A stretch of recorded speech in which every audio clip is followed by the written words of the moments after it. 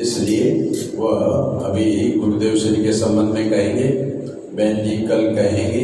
इसलिए आज का प्रवचन रात्रि का 8 से 8:45 हमारे अभिषेक जी का होगा, 8:45 से 9:30 बहन जी का होगा, और 9:30 बजे के बाद में हमारे वह कार्यक्रम होंगे। आइए।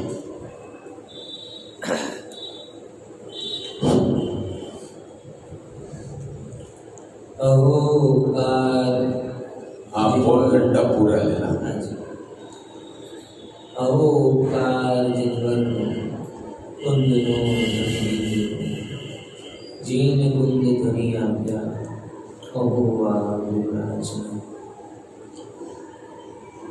विषय कर्ता कर्म अधिकार अपना चल रहा है, और उस कर्ता कर्म अधिकार में कल हमने छायापुर के दुखी नगरी की कहानी सुनी थी, और उस दुखी नगरी में सुखी करने के लिए जो दृष्टिपुर से व्यक्ति आया था वो कौन था? सारी नगरी के दुख जिस एक व्यक्ति ने वस्तु स्वरूप को बता करके दूर कर दिए, अगर आज हम उन व्यक्ति का नाम उजागर करें तो एक ही नाम मन में आता है, हमारे आध्यात्मिक शत्रु श्री कान्जी। कहाँ कौन करता है ये बातें? कहाँ से ये बातें क्या नहीं? हमें तो यही लगता है जैसे कल जितनी चर्चा थी वही तो थी ना, सारे तो किसके हैं? सबसे पहले दुख, जिसे जो 2 चीजें गुरुदेव का उपकार क्या रहा हम समझे जरा। 2 चीजें होती हैं, गुरुदेव ने क्या दिया और वो तत्व ज्ञान से कितना भुला मिला है उसको विचारो। देखो 2 चीजें होती हैं, एक होता है अनुभूत दुख और अनुभूत सुख, और एक होता है मूलभूत दुख और मूलभूत सुख। समझे? तो सबसे पहले नंबर का गुरुदेव का उपकार है कि इसको थोड़ा अपने एग्जाम्पल से समझे। बीच में कोरोना हुआ था, बराबर? पेंडेमिक के नाम से पेन हो जाता था, बाद में पता चला कि भाई ये है वो है, धीरे धीरे कम। अब उस कोरोना में क्या होता था? अच्छा याद करके देखो, मैं एक प्रश्न बताता हूँ। मेरे घर में एक बार की घटना घटी कि कोरोना का टाइम था और मैं ऑफिस में बैठा हुआ था, और सामने एक सब्जी वाली आई और सब्जी देते देते जोर से छींक कर और खांस कर चली गई। रियल घटना बता रहा हूँ।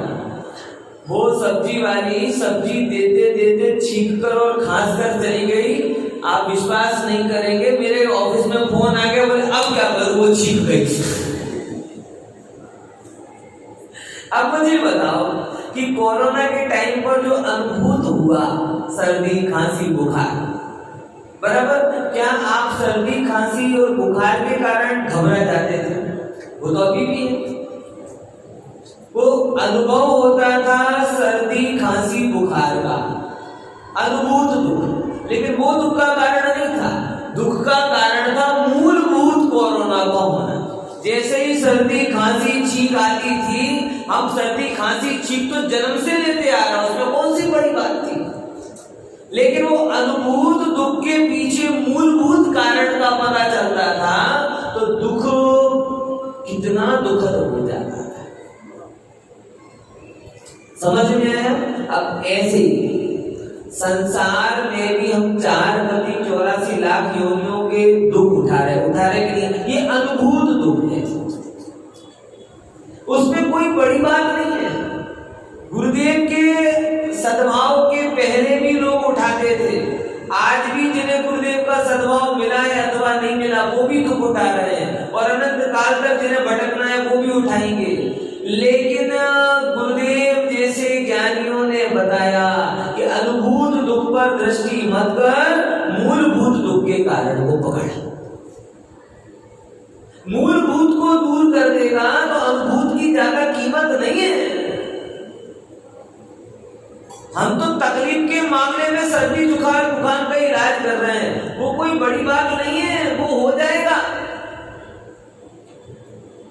समझ में आया? तो जो एक क्रम निवारण, दुख को दूर करने का जो क्रम बताया, वो क्रम गुरुदेव ने समझाया। बाबू युगल जी इसी प्रकार से इस बात को ऐसे कहते थे कि आपको बुखार हो तो कमजोरी भी होती है। अब कोई डॉक्टर के पास जाए और बुखार की दवाई तो ना ले, कमजोरी दूर करने की दवाई ले। बोले बुखार की तो कोई बात नहीं, चल जाएगा, कमजोरी दूर करो। तो वैद्य क्या कहेगा कि बुखार दूर किए बिना कमजोरी दूर होगी क्या भैया? इसीलिए तुम कमजोरी की चिंता मत करो। किसकी चिंता करो?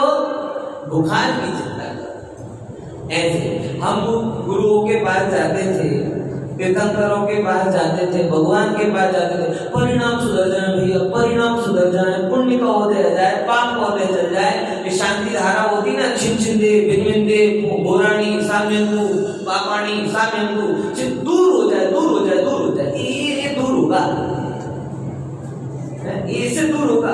मूलभूत दुख गुरुदेव श्री ने उपचार की सबसे व्यवस्थित पद्धति बताई कि तत्रादौ सम्यक्त्वं समुपाश्रयणीयम् अखिलम् यत्नेन, कि जब तक तू तेरी दृष्टि अपरिणामी पे नहीं लाएगा तब तक तेरे परिणाम नहीं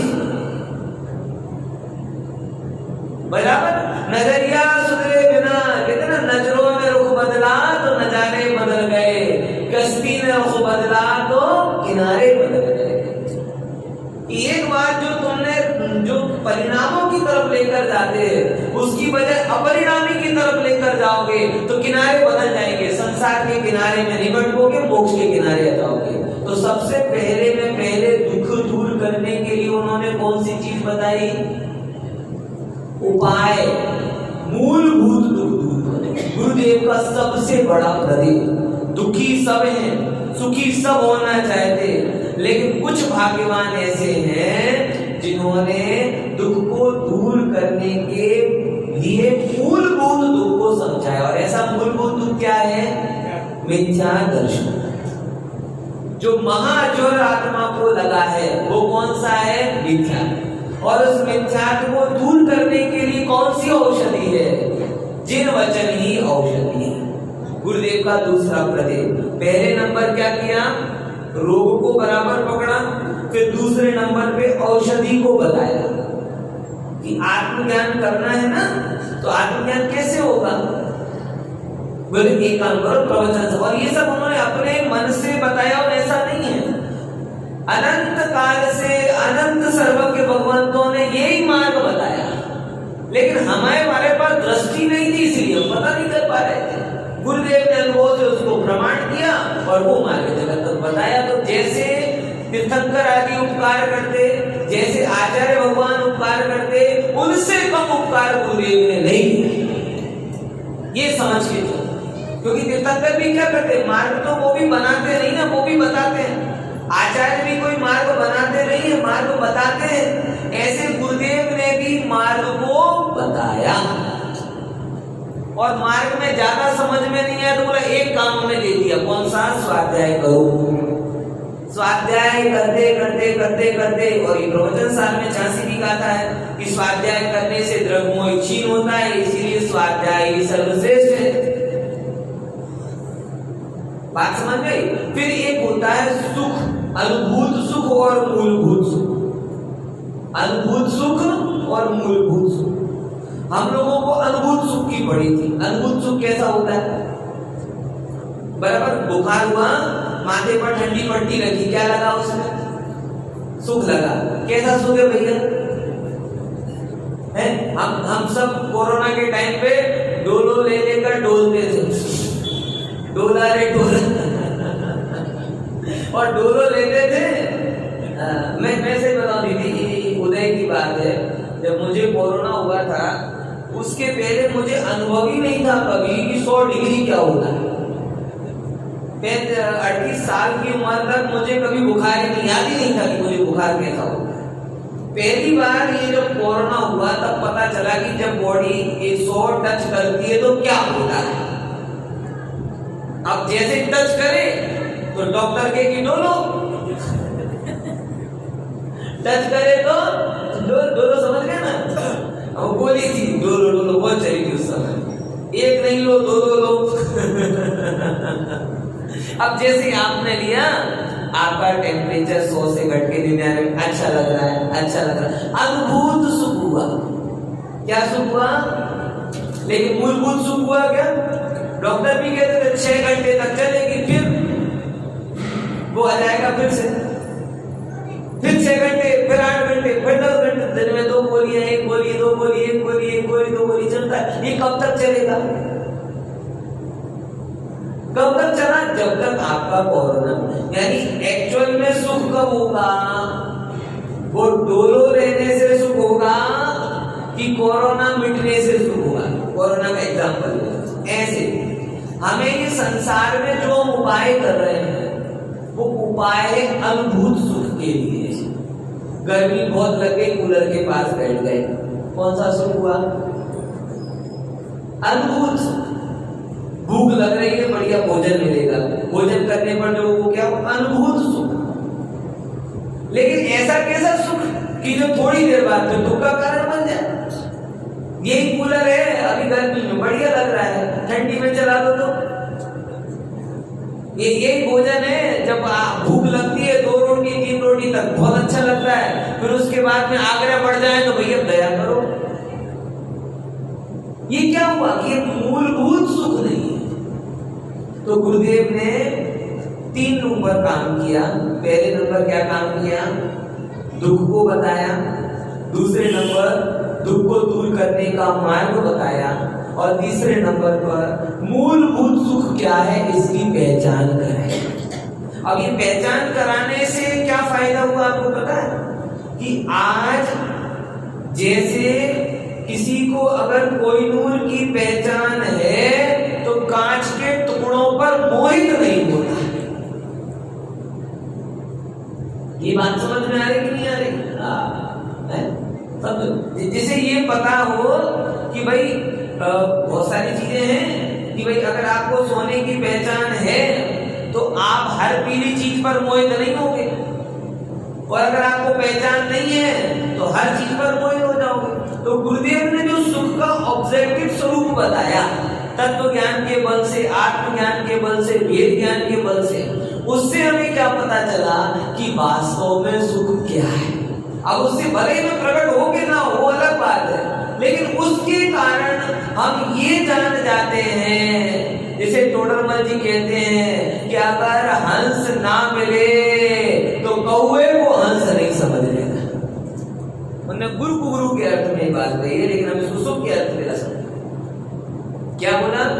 ये ध्यान से समझना बात कि अगर हंस ना मिले, आत्मा का सुख जो कि मूलभूत सुख है वो तो जब मिलेगा तब मिलेगा, लेकिन आत्मा के सुख के गीत गाओ, आत्मा के सुख की बांसुरी बजाओ, आत्मा के नाम से उछल पड़ो। जैसे गुरुदेव बोलते थे, भगवान आत्मा हम लोग जब जयपुर गए थे, गुरुदेव के प्रवचन सुनने थे, बैठते थे, तो कोई पूछता था कितना समझ में आया, तो हमें उत्तर देते थे 2 चीजें समझ में आई। कौन सी? समझाणु काई, अरे और गजब है कि हमारे गुरुजन भी ये कहते थे, भगवान आत्मा और समझाणु काई। हमें इतना समझ में आता था, और हमने कहा अपने टीचर से इतना समझ में आता, वो इतना समझ लिया बहुत, कि भगवान आत्मा हो गया स्वरूप, आहा हो गया उसका वैभव। बस इस भगवान आत्मा जो कि आनंद से भरा है, इतना समझ लिया, पूरी जिनवाणी आ गई। ये जो क्रांति हुई आत्मलक्षी चिंतन की, अगर इसके लिए हम किसी के ऋणी हैं तो किसके हैं? हमारे पूज्य गुरुदेव जी।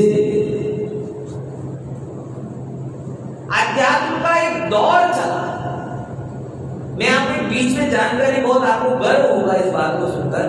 भाई एक क्या कहते हैं, 13 पंथी विद्वान है, चंदनमल जी भूतड़िया, उन्होंने टॉप 100 जैन हस्तियों के बारे में किताब लिखी, उसमें सब लिया, दिगंबर, श्वेतांबर, तेरापंथी, सामाजिक रूप से कार्यकर्ता, आर्थिक रूप से कार्यकर्ता, उनके प्रदेय को लिखा। और उनको आपको गर्व होगा कि जिन 4-5 दिगंबर धार्मिक लोगों का जिनमें नाम है उनमें एक हमारे गुरुदेव श्री भी है। ये अजय मतलब दिगंबर नहीं, मुमुक्षु नहीं, लेकिन जब उन्होंने उनके कार्य क्षेत्र को देखा कि आत्मा की चर्चा से विमुख सारा समाज था, और उसमें केवल धार्मिक ही नहीं है भाई साहब, आर्थिक रूप में अगर कोई फिल्म मेकर है, राजश्री का जो सूरज बढ़ जाते हैं उसको भी उन्होंने लिया, कोई अगर पॉलिटिकल रूप में आया तो उसको भी लिया। जो 100 हस्तियां जिनका जैन समाज पर पूरा प्रभाव रहा, उनमें एक हमारे गुरुदेव श्री को शामिल किया। क्यों ऐसे कर लिया? वो तो नहीं जानता था गुरुदेव को, लेकिन देखा कि भाई इस काल में सारा धर्म क्रियाकांड दीमक की भांति खाया जा रहा है। बाहर से दीमक होता है ना, दीमक लकड़ी में अगर अंदर घुसा, बाहर से कैसा दिखता है? बढ़िया बढ़िया बढ़िया। और ऐसे करोगे तो लाखों की संख्या में वो दीमक अतराने लगता है। अभी हमारे घर में हुआ इसलिए हमें याद आया। ऐसे तो पट्टी बिल्कुल अच्छी दिख रही, वो लकड़ी का काम करने वाला उसने ऐसे किया, बोले भाई साहब बदलवा दो। क्या हुआ? अच्छा तो दिख रहा है। बोले ऐसे किया, एक जोर से मारा, और जैसे ही जोर से मारा ऐसे सारे धर्म को क्रियाकांड खा के बैठा है दीमक की। शांति धाराओं के नाम पर लोगों की जेब से पैसे निकाले जा रहे हैं, क्रियाकांड और ये विधि विधान के नाम पर, मतलब क्या कहें कि एक कहता है कि मोक्ष का पट्टा हम तुम्हें दिला देंगे, दूसरा कहता है दे दो। गुरु के सामने एक शिष्य आया, बोले कि तू मेरा शिष्य बन जा। बोले क्या करोगे? बोले मैं तुझे स्वर्ग का सिंहासन दिला दूंगा। बोले ठीक है, मैं आपका शिष्य बन। बोले रुक, मैंने तुझे स्वर्ग का सिंहासन दिया, तूने मुझे क्या दक्षिणा दी? बोले जाओ, मैंने तुम्हें सनावत दिया। मैंने तुम्हें क्या दे दिया दक्षिणा में? सनावत दे दिया। तो गुरु बोले कैसा पागल बना रहा है, सनावत का तेरे पिताजी का इल्म तूने दे दिया। तो बोलते क्या स्वर्ग का आपके पिताजी का था जो आपने दे दिया? साहब एक दूसरे को प्रलोभित कर रहे हैं। तुम हमारे पास आ जाओ, हम तुम्हें वहां पहुंचा देंगे, तुम हमारे पास आ जाओ, हम तुम्हें वहां पहुंचा देंगे। ये किसी का क्या कहते हैं, पैतृक संपत्ति है क्या कि हमारे पास आ गए तुम्हें मोक्ष मिल गया, हमारे पास आ गए तुम्हें मोक्ष मिल गया? इसका कोई ऑब्जेक्टिव मूल्यांकन होगा कि गुरुदेव आए, उन्होंने सी गर्जना की कि किसी के पास मत जा, अपने पास किसी की शरण मत ले, भगवान के बताए हुए मार्ग पर चलकर अपनी आत्मा की शरण लेना, ये मोक्ष मार्ग है। किसने बताया? बोलो। और यही मार्ग है, इसके अलावा तो सब उन्मार्ग है। और अगर उनके प्रदेय देख, मोक्ष मार्ग का प्रदेय अगर हमने देखा, सामाजिक प्रदेय क्या रहा गुरुदेव का? सामाजिक प्रदेय, समाज के लिए गुरुदेव का क्या प्रदेय रहा? सबसे बड़ी बात जो एक बार बार हम बात को फील करते हैं ना, गुरुदेव ने एक बहुत बढ़िया पॉट कल्चर बनाया। पॉट कल्चर मतलब आप समझते हैं, मिट्टी होती है ना, अलग अलग जगह की मिट्टी लाओ और उस मिट्टी को एक जगह इकट्ठा करके उससे एक पॉट बना दो, उसे हम बोलते हैं पॉट कल्चर। गुरुदेव ने सामाजिक रूप से खेतों की बेड़ियां तोड़ी और पॉट कल्चर डेवलप किया। नहीं यही समझिए, देखो गुरुदेव कैसे, जब गुरुदेव ने तत्व की बात चालू की, सामाजिक व्यवस्था बड़ी घर करके बैठी थी। आप कहीं पे भी जाओ, एक जगह पे जाओ, बोले फलानी समाज का मंदिर, ये समाज का मंदिर, ये उन समाज का मंदिर, इसके मंदिर में वो नहीं जा रहा, उनके मंदिर में ये नहीं आ रहा। बराबर गच्छ के भेद थे, क्षेत्र के भेद थे, जातियों के भेद थे, जिनका कोई आधार नहीं है वो भेद थे। आज आप समझो जरा, बहुत टिप्पणी में नहीं जाना चाहता, लेकिन आप विचार करके देखो, ये जो जातियां हमें पकड़ कर रहती है, इनका क्या आधार है? हम परवार जाति की, दूसरे की जाति की बात नहीं करते। हमारी जाति कौन सी थी? परवार जाति। आपने लिया ना थोड़ी परमार की नहीं, कहीं भी चर्चा में आया बहुत बढ़िया कि जो राजपूत थे परमार वंशी और वो जब परिवर्तित हुए, बराबर, और परिवर्तित होने पर जब उन्होंने ये परमार से जैन जो बने वो क्या हो गए परवार, गोलकुंडा से जब उनको हटाया गया और पूरब की तरफ माइग्रेट हुए तो वो हुए गोलापूरब, बराबर। ये अपने क्या कहते हैं 84 प्रकार के खंडेर वालों के गोत्र, ये सब बहुत बड़ी बात नहीं है, लेकिन इनकी जड़ बहुत गहरी होती है। हमारी जाति का मंदिर, हमारे गोत्र का मंदिर, हमारी भाषा का विद्वान, हमारे क्षेत्र का विद्वान। गुरुदेव ने क्या बोला? गुरुदेव को कोई संघ बनाने नहीं था, गुरुदेव कोई संघ बनाने के लिए, कोई संप्रदाय बनाने के लिए, कोई धर्म बनाने के लिए नहीं आए थे। संघ तो साथ बैठकर आराधना करो इसके लिए संघ बन गया। गुरुदेव ने मुमुक्षु बनाए, मुमुक्षु मंडल तो हमने बनाए।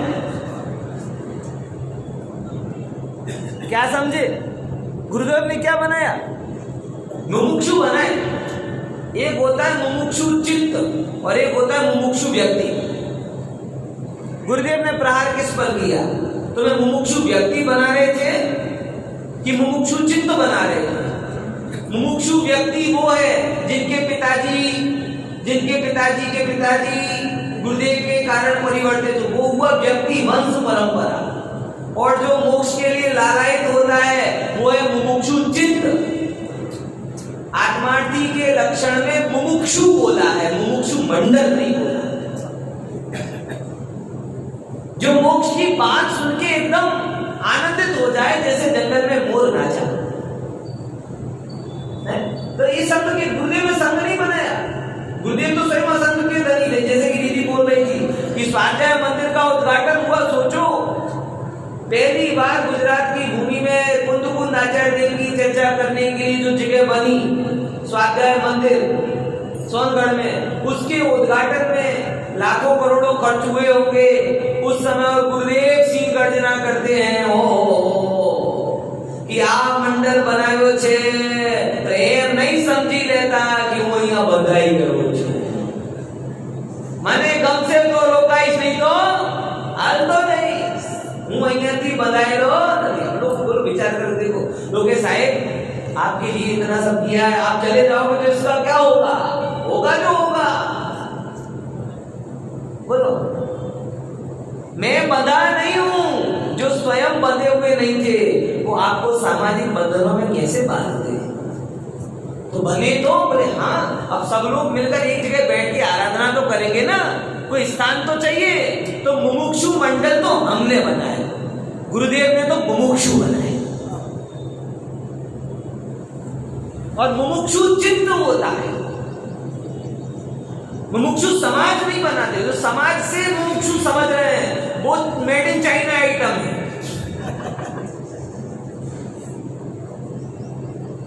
क्या कहते हैं?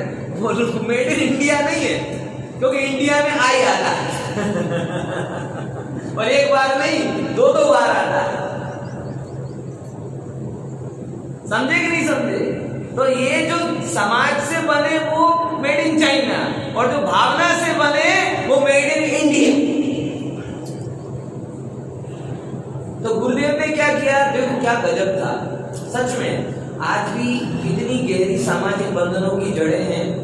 वे इनकी उनके साथ संबंध नहीं हो रहा, वो इनके साथ नहीं बैठ रहा, उनके लोग यहाँ नहीं आ रहे, यहाँ के लोग वहां नहीं जा रहे। गुरुदेव ने पॉट कल्चर, अलग अलग खेतों की मिट्टी थी, उनको बारीक किया, कोमल किया और एक मंगल कलश का रूप उसे दे दिया। इसे बोलते पॉट कल्चर। कौन सा कल्चर? अलग अलग खेतों की मिट्टी। तुमने तो खेत का अंतर था ना, मिट्टी तो वही थी ना, सब मिट्टी थी, सब में कंकड़ थे, पत्थर थे। कोई भी मिट्टी खदान से एकदम निर्मल नहीं होती। और कुम्हार क्या करता है? उसको पहले इकट्ठी करता है और उसके कंकड़ पत्थर निकाल देता है। बदा भगवान छो, बदा भगवान छो ने बदा भगवान था। सब भगवान हो, सबके खेत की मिट्टी में कलश बनने की योग्यता पड़ी है। कंकड़ को निकालो, इसकी मिट्टी अलग, इसकी मिट्टी अलग, इसकी मिट्टी अलग, ये नहीं। गुरुदेव श्री की बात सुनने के लिए महाराष्ट्र से भी लोग आ रहे, गुजरात से भी आ रहे, मध्य प्रदेश से भी आ रहे, दूर तमिल प्रदेश से भी आ रहे, विरोधी भी आ रहे, समर्थक भी आ रहे, सब आ रहे। गुरुदेव ने क्या किया? सब, कोई हिंदी नहीं, कोई गुजराती नहीं, कोई मलकापुर वाला नहीं, कोई सनावर वाला नहीं।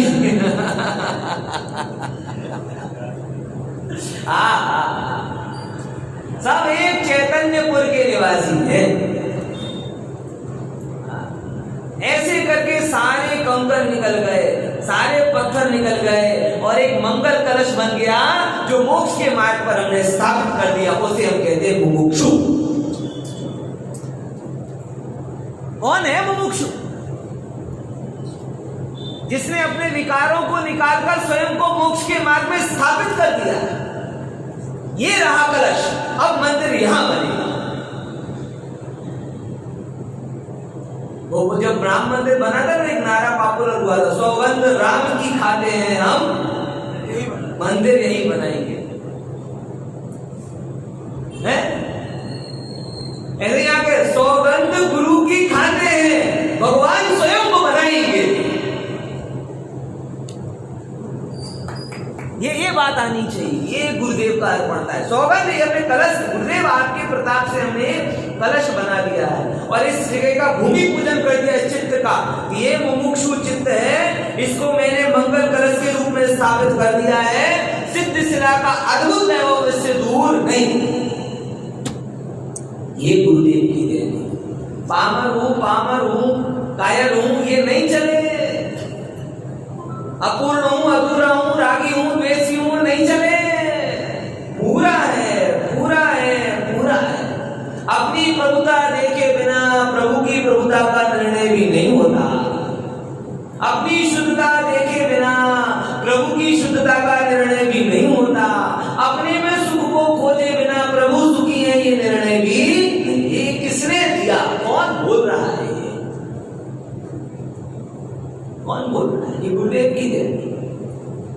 तो सामाजिक रूप में गुरुदेव ने क्या किया? सामाजिक रूप में गुरुदेव ने एक गॉड कल्चर विकसित कर दिया। घर घर मुमुक्षु, हर घर मुमुक्षु। कभी भेद नहीं किया। करुणा की दृष्टि, गुरुदेव की करुणा की दृष्टि, कि जो उनसे वैचारिक रूप से असहमत होते थे उनको भी क्या कहते थे? भगवान। एक रियल घटना थी, बड़ी कॉमन हृदय को छू जाने वाली है। गुरुदेव श्री का प्रवचन होने वाला, लोग काला झंडा लेकर विरोध करने के लिए धूप में खड़े थे। पूछा कि भाई ये कौन है? बोले साहेब ये आपका विरोध करने के लिए आए हैं। बोले वो ठीक है, लेकिन इनसे बोलो छाए में तो खड़े हो जाओ, ये धूप में क्यों खड़े? विरोधियों के प्रति भी दृष्टि कैसी? पूरे जीवन गधे में कांजी को बैग के नारे लिखे और गुरुदेव जहां पे आए गधे पे लिखा कांजी को बैग।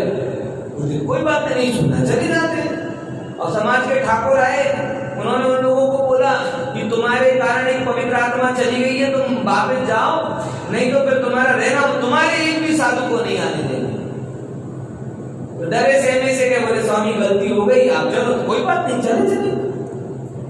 ये नहीं बोला कि अब आया वो पहाड़ के नीचे है, शेर को सवा शेर मिला तभी ठीक होते हो। ये भाव सुनना है, सुना देंगे, नहीं सुनना है, कोई बात नहीं।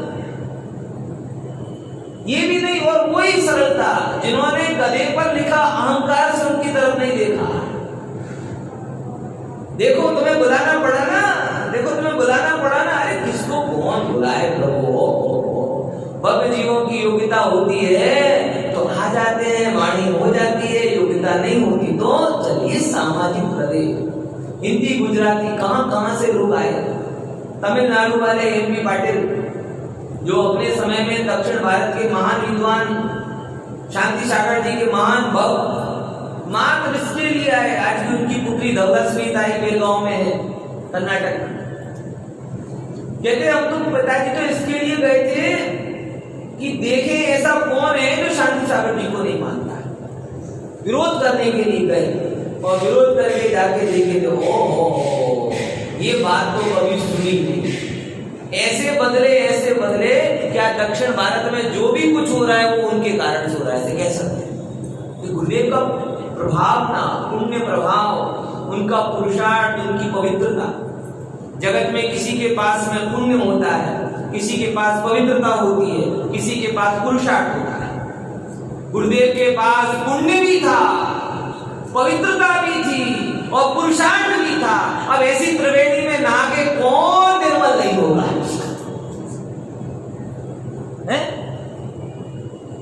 महान विरोधी से हाथ जोड़ के रह रहा है कि साहब आपका विरोध करने गया, बोले ठीक है भेजो उनको। और ऐसे जाता और ऐसे हाथ जोड़कर आता है। ये क्या था? वर्षों तक लोग जासूसी करते थे उनकी।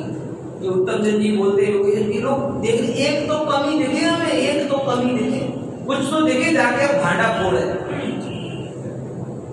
ये 18 दिन के शिविर में जाएं और उनके भक्त बन जाएं। पुण्य कैसा? आपको एक घटना बताओ। चेन्नई में गए गुरुदेव श्री प्रवचन करने के लिए। अब वहां पर सब तमिल भाषी और गुरुदेव श्री ठेठ काठियावाड़ी और आदि हिंदी, जिसे अपन बोले बाबा हिंदी, ज्यादातर भाग गुजराती का, थोड़ा बहुत हिंदी का, ऐसे करके गुरुदेव का धारा प्रवाह प्रवचन चालू रहा। और मजाल की सुई के नोक के जितनी भी आवाज आ जाए, इतनी शांति से उन अहिंदी भाषियों ने गुरुदेव का व्याख्यान सुना। अब बाजू में कोई बैठा था, वो खड़ा हुआ, बोले कि गुरुदेव श्री ने जो बोला है उसे मैं तमिल में बताता हूं। और वो बोलना चालू भी सब हो गए। मतलब आप समझ रहे हो कि जब समझ में नहीं आ रहा था तो भी वो समझा रहे थे। इससे पता चलता है कि संत पुरुष का प्रभाव कैसा होता है। उपस्थिति ही उपदेश होती है, भाषा से नहीं पहुंचता। भावों की कोई भाषा नहीं होती है साहब। अनुभूति पे कई हुई बातें अनुभूति तक पहुंच जाती है। ये संप्रेषण होता है। गुरुदेव का ऐसा पुण्य था। और आज हम इतनी सरल भाषा में बात करें तो भी तन्मयता नहीं आती। कहीं ना कहीं हमारी कमी है।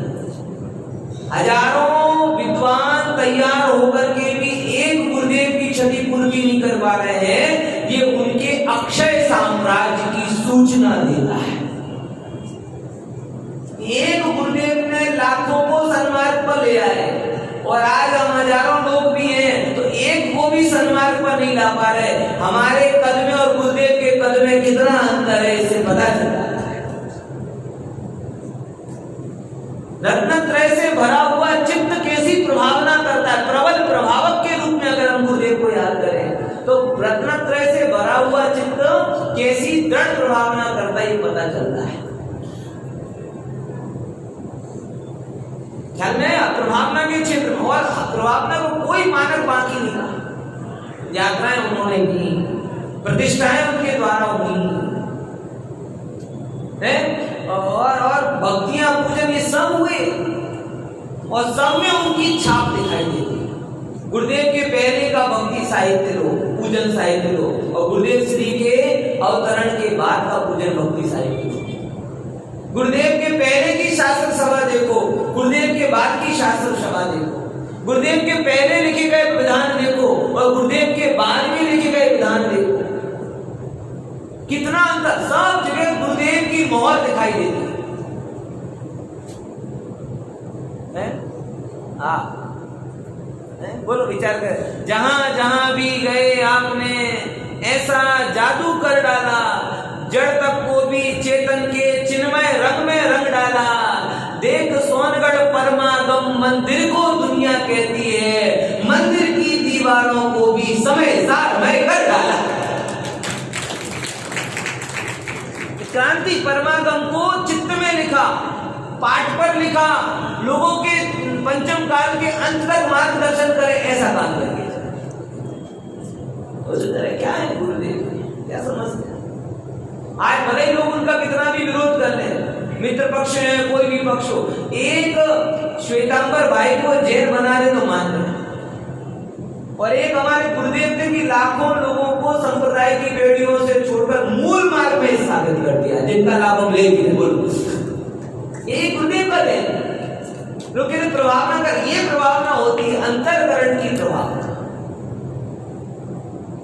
विचार करके देखो जरा, क्या है गुरुदेव? भक्ति में देखो, पूजन देखो, और सुनो प्राथमिकताओं में देखो। प्राथमिकता में सेठ होते थे, वो समाज के प्रमुख होते थे, और विद्वान ऐसे घूमते रहते थे फटी हुई धोती पहनकर। अरे तुम चुप रहो, हम चलाएंगे, हम चलाएंगे। एक गुरुदेव हुए, प्राथमिकताएं बदल दी। भाई ओ सेठ बे अब 40 करोड़ शांति प्रसाद मरी ने कुकर ना पेट में जस आड़ा परिणाम की आज किसी की ताकत नहीं होती। और गुरुदेव सर से हुकुमचंद पूरी समाज के एकमात्र नेता आके बैठे, 9 लखा हार पहनकर गुरुदेव श्री फरमाते सेठ तेरा ये हार में पत्थर का लगता है। पथरा छे, क्या छे एમાં पथरा छे, एમાં क्या दम छे? बोलो।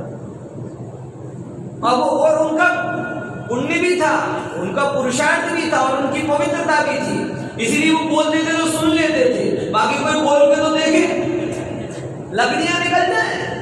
ये क्या है, प्रवचन करने लगे तो कुछ भी बोलेंगे। अगली बार से नहीं बुलाएंगे। किनको बुलाएंगे? जो हमारे बहुत बढ़िया काम किया। बहुत मंदी भंडारी बेंगलोर में मंदिर बनवाया, 5 लाख खर्चे, गुरुदेव की शरीर। बहुत मन भंडारी 5 लाख खर्चा छे, दूल्हे धर्म छोड़। क्या बोले?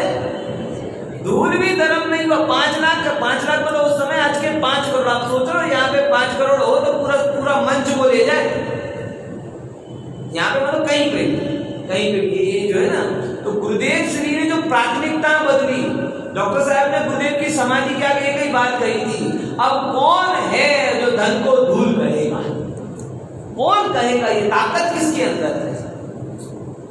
क्योंकि जिस धन का सारे जगत को ग्रहण लग गया है, उल्लू की भांति, जैसे लक्ष्मी को वाहन है ना उल्लू को दिन में दिखाई नहीं देता, ऐसे ही सारे लक्ष्मीपति उल्लू की भांति हो गए। इन्हें भगवान आत्मा दिखाई नहीं दे रहा, मोक्ष का मार्ग दिखाई नहीं दे रहा, राग का मार्ग दिखाई दे रहा है। गुरुदेव श्री तो सरस्वती के संवाद थे, दूध और नीर को अलग अलग कर करके पीते थे। अब कौन है जो अंदर बताएगा कि भव तारिणी विद्या कौन सी है और भव कारिणी विद्या कौन सी?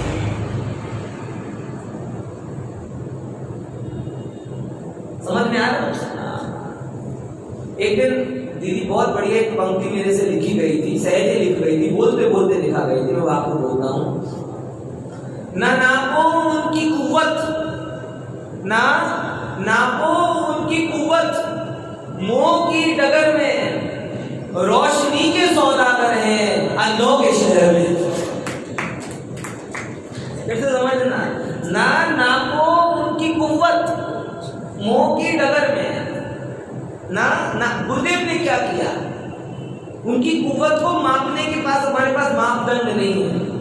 मोह की नगरी में रह रहे ना, कि कोई ऐसा व्यापारी हो जो अंधों के नगर में आए और रोशनी का सुपरमार्केट बना के चला जाए, उसका क्या विजन होगा?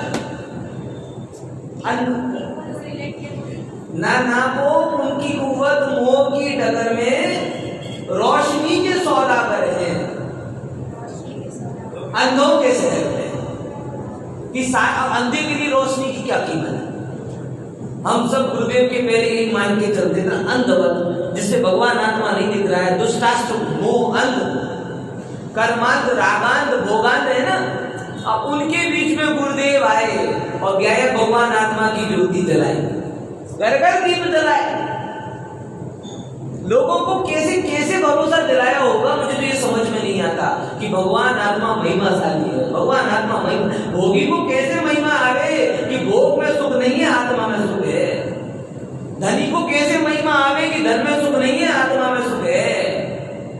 नेताओं को कैसे पता चले कि पद प्रतिष्ठा कोई काम की नहीं है, सच्चा साम्राज्य तो आत्मा का है। संचालकों को कैसे पता चले कि तू पत्ता नहीं हिला सकता, होता स्वयं जगत परिणाम में करता करता करता। वक्ताओं को बताया कि तू बोल नहीं सकता है तो तू ज्ञाता है। एक कैसे बताएं, जहां तक हम अंधेरे में जी रहे हैं पूरा का पूरा जीवन, और वहां कौन बताए, कैसे बताए? उनकी सामर्थ्य को मापो तो जरा।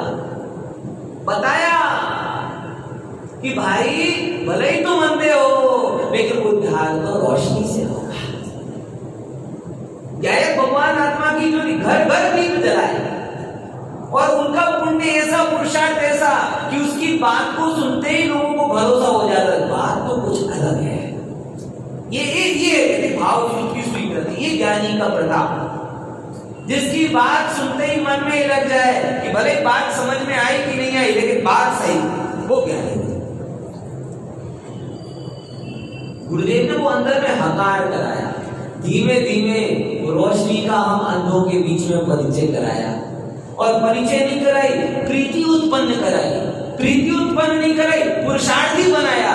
अरे क्या कहें, रोशनी की जो अगर मशाल है उसके किनारे तक ले जाके छोड़ दिया, बस जा अब आंख खोल और देख तेरा वैभव। ये गुरुदेव है, ये गुरुदेव है। विचार कर लेते, ये उनका सामाजिक प्राथमिकता बदल गई। विधानों में, पूजनों में कुंदकुंद आचार्य देव का समय सार कुंदकुंद आचार्य कहते थे, आज घर घर की चर्चा की विषय वस्तु कर गई। पहले तो लोगों ने उनका विरोध किया, समय सार नहीं पढ़ो नहीं पढ़ो। आज जिन्होंने विरोध किया कोई समय सार में प्रवचन कर रहे हैं। आपको पता होगा समय सार शिविर लग रहे, मुमुक्षुओं में तो समय सार शिविर लग ही रहे। लेकिन जब मित्र पक्ष से भी पूछा किसी ने, भाई वहां तो इतनी समय सार की चर्चा होती है और कुंद को तो हम भी मानते हैं ना, आप क्यों नहीं कहते? तो पहले तो नकारा ये ठीक नहीं है, फिर बोला ग्रस्तों के लायक नहीं है, तो भी सत्य कब तक दबा के रखोगे? अंत में वही गुरुदेव की बात याद आई, आजे मानो काले मानो अनंत काल पछी मानो, आ मान्या वगैरह छुटकारो। आज वो भी अपोजिट में धुर विरोधी, घनघोर विरोधी, गुरुदेव श्री को बुरे किए कहे बिना जिनका दिन शुरू नहीं होता, वो लोग भी समय सार को सभाओं में पढ़ते हैं। ये किसकी देन? घर में तो भारत का झंडा भारत में तो लहरा, पाकिस्तान में भी रत्न त्रय का तिरंगा लहरा।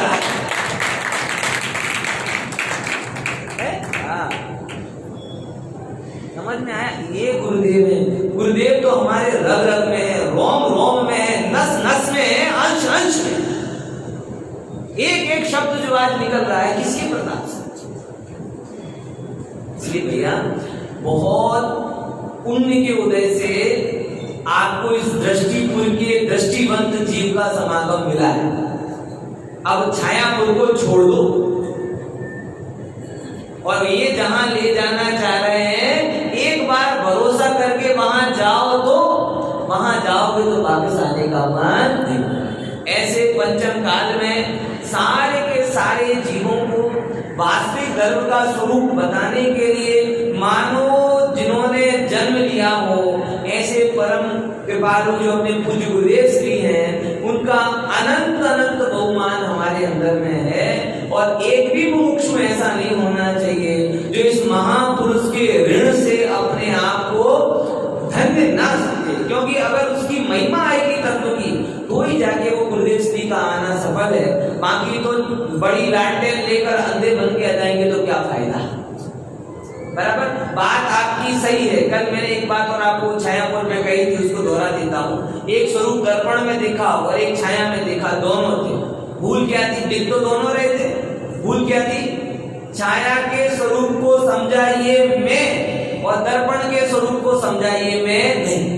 ऐसे गुरुदेव जो आत्मा बोलते ऐसा कहा जाता है और आसमान जाति पर्याय को ऐसा मान, पर इस भूल को हटाना और आत्मा की अलग जगाना, कल घंटों घंटों तक बोलते रहो तो भी विषय कम नहीं होगा। गुरुदेव तो ऐसा समुद्र है, इनकी एक एक घटना में बताऊं तो बस इतना है कि हम ये माने कि गुरुदेव हमारे लिए आए, हम ये माने कि गुरुदेव ने हमारे आत्म कल्याण के लिए विदेश छोड़ छोड़कर यहाँ जन्म लिया, गुरुदेव ने हमारे लिए समय सार बोला, गुरुदेव ने हमारे लिए मुमुक्षु बनाए, पर ये बात अंदर में आएगी तो वो गुरुदेव का होना सफल रहेगा। बस इसी भावना को हम प्राप्त करें।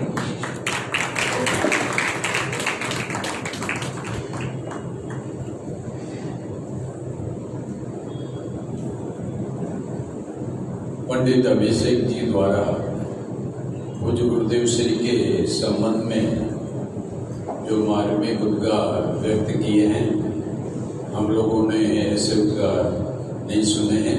यद्यपि हम सबको गुरुदेव श्री की महिमा है, किंतु उस महिमा के संबंध में और भी महिमा आपके अंदर में बढ़े, उनके तत्व ज्ञान के संबंध में बढ़े, ऐसी ही उनके उद्गार हम सबको सुनने में आए हैं।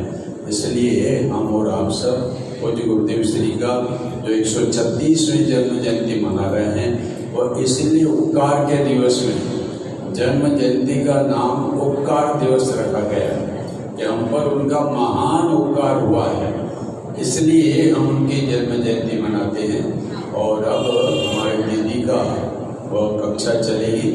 आइए प्रतिनिधि दीदी और कक्षा प्रारंभ करें। भाई और बहनों को शाम का प्रोग्राम, दोपहर का प्रोग्राम बता चुका हूँ, फिर भी होने